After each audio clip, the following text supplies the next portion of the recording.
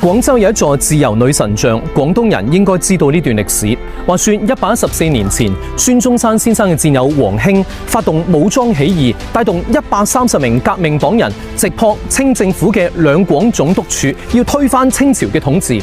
佢哋左手纏住白布，殺入兩廣總督署。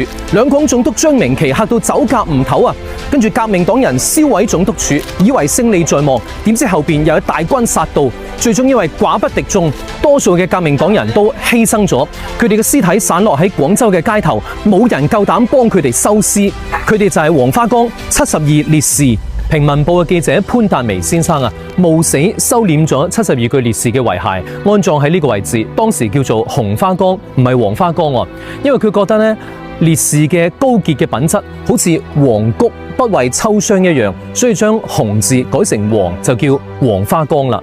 喺黃花崗呢度有一條國民路，係為咗紀念烈士林國民。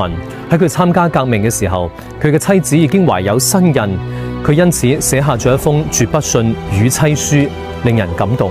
72名烈士嚟自五湖四海，最後生只有18歲，平均年齡29歲。佢哋有醫生、老師、工人、記者，各行各業，喺大好年紀為國捐軀。所以中山先生就手書浩氣長存4個字。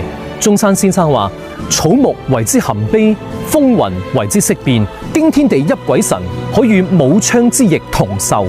喺犧牲嘅烈士中有31位都係海外華僑，佢哋特登搭船翻嚟廣州搞革命，所以美洲華僑就集資捐獻咗一座自由女神像，象徵人民爭取自由。